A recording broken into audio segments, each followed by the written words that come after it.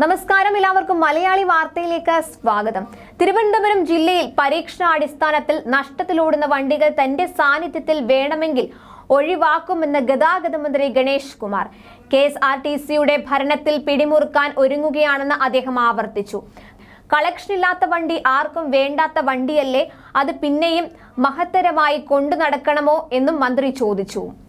ഭാര്യ വീട്ടുകാരെ സുഖിപ്പിക്കാൻ ഒരാൾ MLA സ്വാധീനിച്ച് ബസ് റൂട്ട് നേടിയെടുത്ത സംഭവത്തെക്കുറിച്ചും മന്ത്രി സൂചിപ്പിച്ചു. ഒരാൾ കണ്ണൂരിനപ്പുറത്തേക്കുള്ള സ്ഥലത്തേക്ക് വണ്ടിക്ക് അപേക്ഷിച്ചു.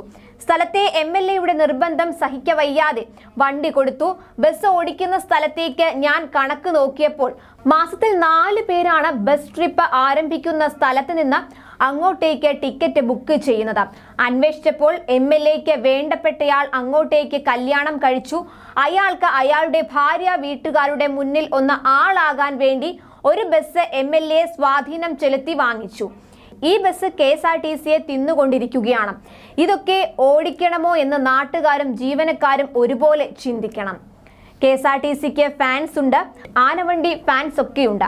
അവർ ചിന്തിക്കേണ്ട കാര്യം ഇത് നിലനിൽക്കണമെങ്കിൽ ചില നല്ല നടപടികൾ ചെയ്യണമെന്നും മന്ത്രി പറഞ്ഞു.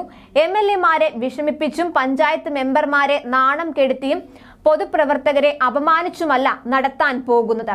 കണ്ണൂരേക്ക് പോകുന്ന വണ്ടി നഷ്ടമാണെന്ന് മനസ്സിലായാൽ ആ വണ്ടി എവിടെ വരെ കളക്ഷൻ ഉണ്ടെന്ന് നോക്കും.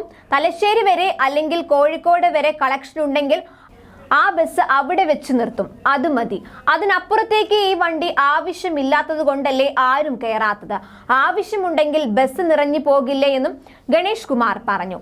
ചെലവ് കുറയ്ക്കലിന്റെ ഭാഗമായി ലാഭകരമല്ലാത്ത KSRTC സർവീസുകളുടെ സമയക്രമീകരണം നടപ്പിലാക്കുമെന്ന് മന്ത്രി പറഞ്ഞിരുന്നു.